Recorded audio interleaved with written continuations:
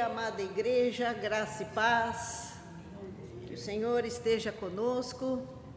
E hoje, como estamos nas férias do pastor, ele pediu para algumas pessoas estarem ajudando e substituindo, se bem que ninguém substitui o pastor, né? Mas a gente faz o que pode. Como ele disse num outro sermão, ele tem Arãos e Ur para ajudar a segurar os braços. Então, estamos nós aqui, né, Ander? Então, estamos nós aqui, Analice, Ander. Então, nós somos os Arãos e Urs.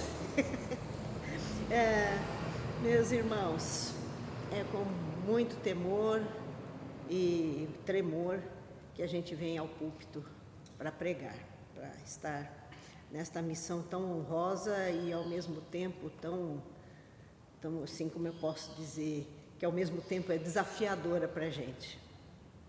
E vamos louvar ao Senhor, iniciar louvando ao Senhor, cantando a Ele o nosso louvor, a nossa gratidão, o nosso apreço por Ele, no hino 227. Hino 227.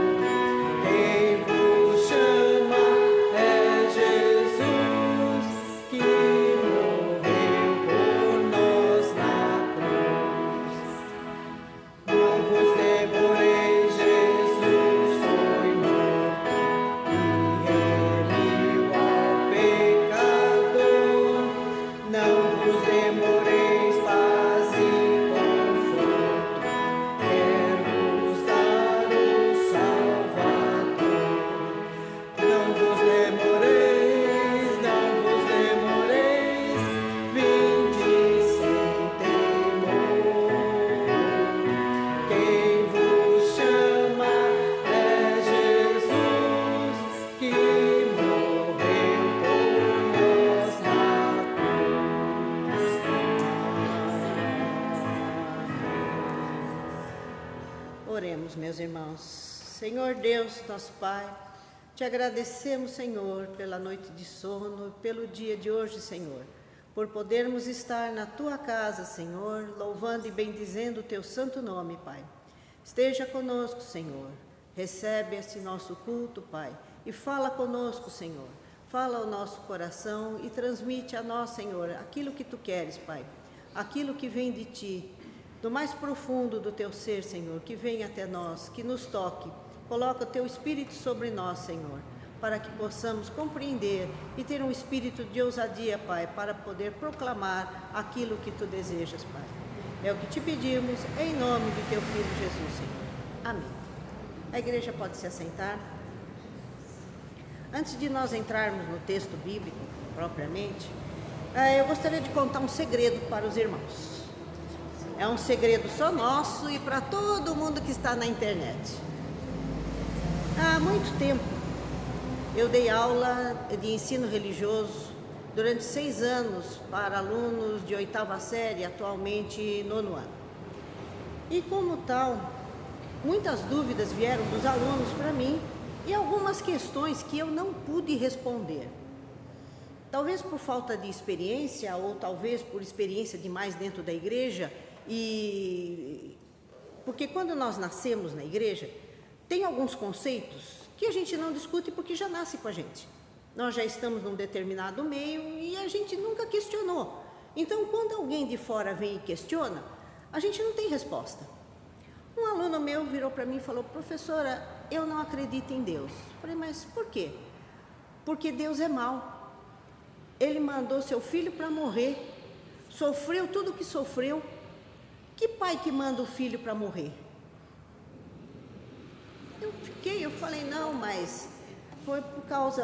Daí a gente dá uma explicação, mas aquilo ficou na minha cabeça, e tanto ficou que eu acabei indo fazer teologia, por causa disso. E outras questões que vieram, né? E agora a gente pode responder o porquê, mas até então eu fiquei sem ação. O que eu ia responder para esse menino? Porque se a gente for pensar realmente... na cabecinha dele, Deus obrigou o Filho a morrer por nós. Jesus foi intimado a morrer por nós. E quando a gente pega a Bíblia, a gente vê que não é bem assim, não houve uma intimação, porque Jesus já foi convocado, trabalhado para isso desde o princípio dos tempos. Porque Deus, por ser onisciente, onipresente, onipotente, Ele é o tempo, Ele não tem tempo. Ele é o presente, é o passado e é o futuro. Então, Ele já sabe as coisas. Os presbiterianos falam, né, que já são os escolhidos. Deus já sabe quem vai ser dele. Mas o problema é que nós não sabemos. Então, cabe a nós escolhermos o caminho. Ah, mas se já sabe... Porque se a gente ficar nessa história, bom, se você já foi escolhido, por que eu preciso pregar, por que eu preciso orar, por que eu preciso fazer as coisas, se Deus já tem tudo que... Então vamos viver de qualquer jeito, porque... E também não é assim, não é.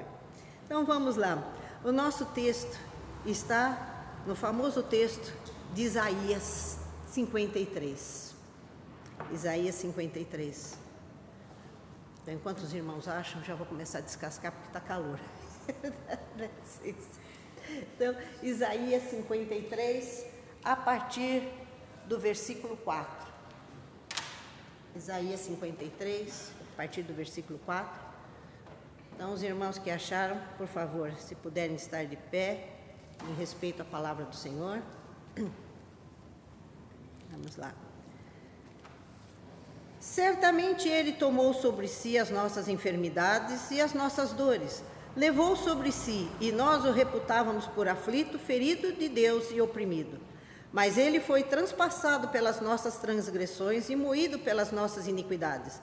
O castigo que nos traz a paz estava sobre Ele, e pelas suas pisaduras fomos sarados.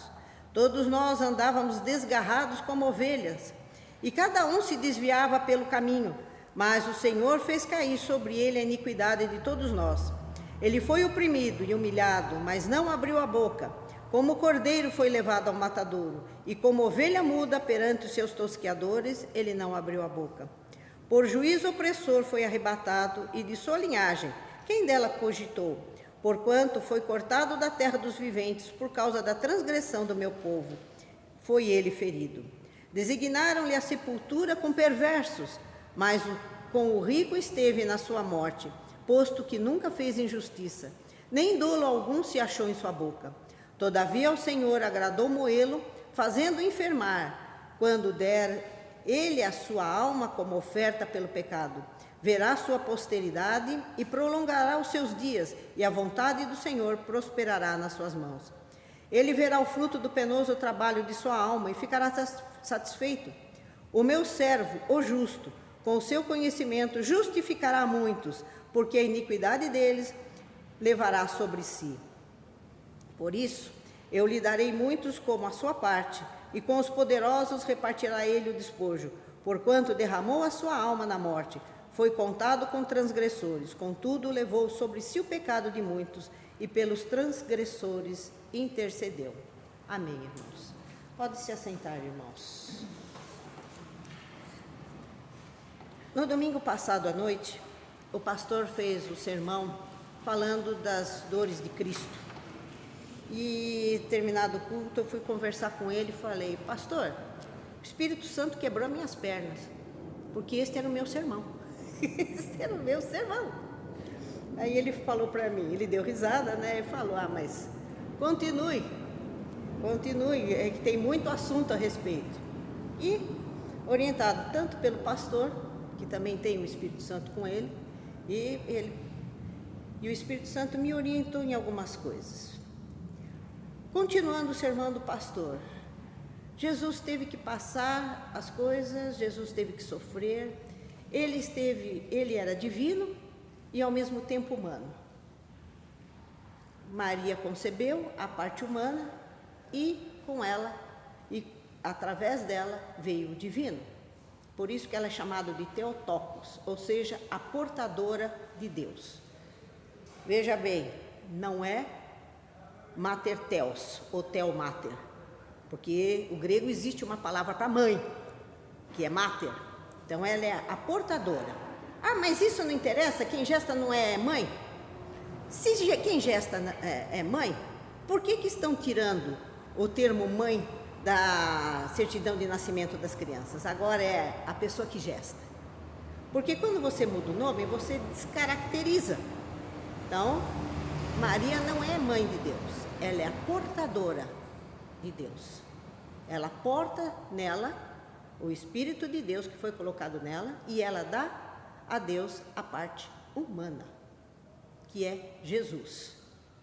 Então ela é a Theotokos. E nós falamos mãe de Deus porque a gente não tem como traduzir isso daí para nós, essa palavra não tem muita serventia, mas naquela época, naquele período, até o século V, a questão não era se Maria era santa, se era isso e aquilo, era a santidade de Jesus. Quem é Jesus? Se ele fosse só divino, não teria restaurado a gente como ser humano. Se ele fosse só humano, como ele teria ressuscitado e feito tanta coisa? Então, a divindade de Jesus e a humanidade de Jesus estavam em discussão até o século V, em 431, até o concílio de Calcedônia, quando foi estabelecido terminantemente que Jesus tinha duas essências, a humana e a divina, sem mistura, sem confusão. Então Jesus é 100% homem e 100% Deus. Mas por que ele teve que sofrer? Por que ele teve que passar? Gregório de Nazianzo, que foi um dos pais da igreja, do lado oriental, na carta 101 dele, dirigida a Caledônio, contra a heresia apolinarista. O que é essa heresia apolinarista? É exatamente isso. Apolinário dizia o seguinte, que Jesus, ele era homem, ele era Deus, porém a mente dele era divina. Então, tudo aquilo que passou, ele não sentiu dor, ele não teve sofrimento, ele não teve nada, porque a mente dele era divina. Mas se ele fosse com a mente divina, sem sentir dor, sem nada, ele não teria passado por aquilo que nós passamos. Então esse Gregório, ele fala o seguinte: o que não é assumido não pode ser redimido. Portanto, se Jesus não tivesse assumido a postura humana, ele não teria redimido a nós. Mas como é que a gente sabe que ele era humano? Jesus tem várias características humanas.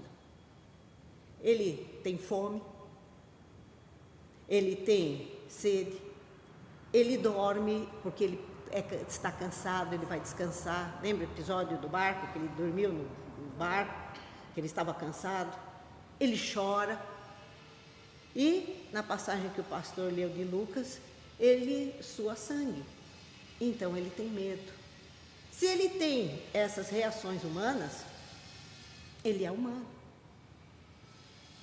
Mas ele passa por isso porque ele sabia que ele ia passar.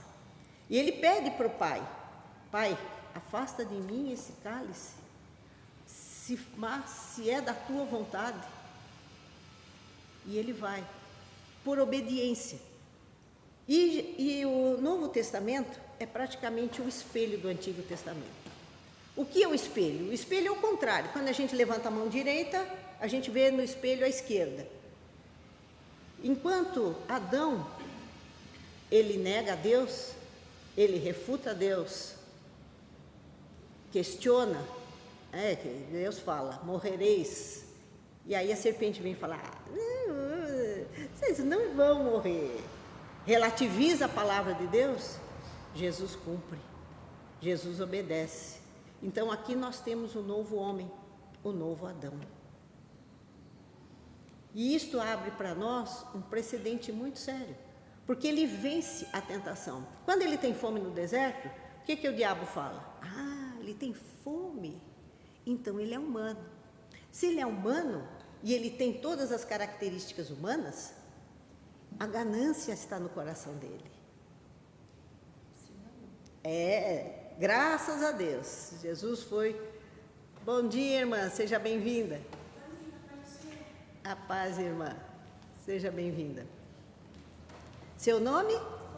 Cláudia, muito prazer, Cláudia. Pode se sentar, esteja à vontade, minha irmã.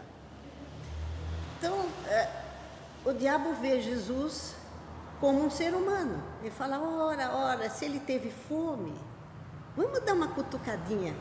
Quem sabe ele peca? Porque o ser humano tem vaidades, ele tem vontades, tem desejo. E Jesus responde ao diabo como?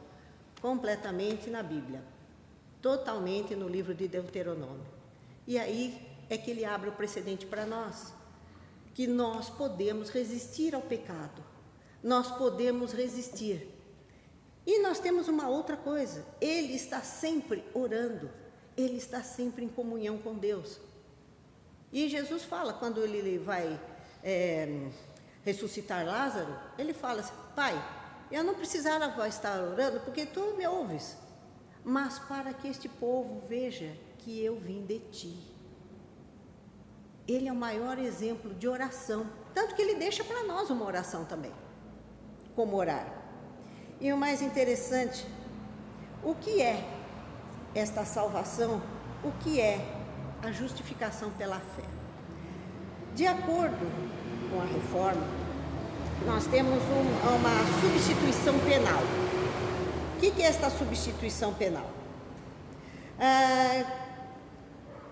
Jesus, ele vai para a cruz porque ele carrega todos os pecados da humanidade. E toda a ira de Deus, toda a fúria de Deus é colocada, que teria sobre a humanidade, é colocada sobre Cristo. Para aguentar isso, nenhum ser humano aguentaria. Precisa ser uma pessoa, um ser divino.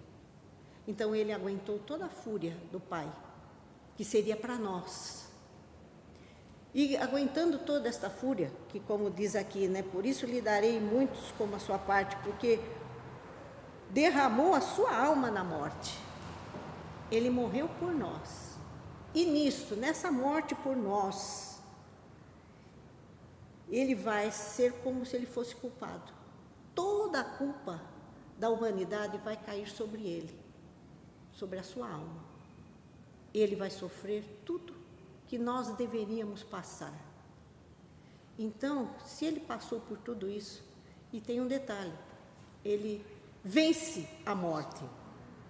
Então Jesus, ele vence a morte, e vencendo a morte, ele nos libera da escravidão do pecado. Desculpa. Ele nos libera da escravidão do pecado. E mais, ele nos libera da escravidão do pecado. E ele justifica perante Deus as nossas falhas. Toda falha do mundo, todo pecado de toda a humanidade está justificado em Cristo. Todos nós podemos ser salvos. Mas aí tem um porém. Aí entra o livre-arbítrio nosso. Porque só vai ser salvo aquele que se arrepender e reconhecer a Cristo como seu único e suficiente Salvador. Isto é a justificação pela fé. Porque quando nós nos arrependemos e pedimos perdão e colocamos os nossos pecados aos pés da cruz, quando Deus olha para nós, Ele não vai ver mais o nosso pecado, Ele vai ver Jesus no nosso lugar. Por isso que o justo vai viver pela fé. Porque a nossa fé em Cristo vai justificar todos os nossos pecados. E quando nós derramamos sobre Ele as nossas iniquidades, aí nós temos a libertação de todo o mal. Porque Deus olha para a gente e vê o seu próprio Filho. Por isso que Jesus é o nosso advogado. Por isso que até o momento Ele é o nosso advogado. Eu digo até o momento, porque Ele há de voltar. E quando Ele voltar, Ele não será mais o nosso advogado, Ele será o justo juiz. Então todos nós temos a possibilidade de ser salvos, porque Ele morreu por toda a criatura, por todos nós. Basta nós estendermos a mão a Ele, dobrarmos nosso joelho e quebrantar o nosso coração. John Wesley dizia que antes da gente falar da salvação, falar do céu, falar da vida eterna, eu tenho que falar do pecado, do inferno e do arrependimento. Porque o salário do pecado é a morte. Jesus morreu por nós, Ele pagou este salário. Então o que nós temos que fazer apenas é confiar na justiça dEle, confiar na justificação dEle por nós e estarmos unidos a Ele, porque todos nós temos direito à vida eterna, porque Ele deu esse direito para nós. Cabe a nós nos arrependermos e colocarmos a nossa vida aos pés dele. Amém, meus irmãos? Que Deus nos abençoe, e eu gostaria que nós encerrássemos com a oração que Jesus nos ensinou, né? Já que Ele orava e deixou. Meus irmãos, por favor, em pé, e oremos junto a oração do Pai Nosso. Pai nosso, que estás nos céus, santificado seja o teu nome, venha a nós o teu reino, seja feita a tua vontade, assim na terra como no céu. O pão nosso de cada dia nos dai hoje. Perdoa as nossas dívidas, assim como nós perdoamos aos nossos devedores. E não nos deixe, Senhor, cair em tentação, mas livra-nos do mal, pois teu é o reino, o poder e a glória para sempre. Amém. Amém.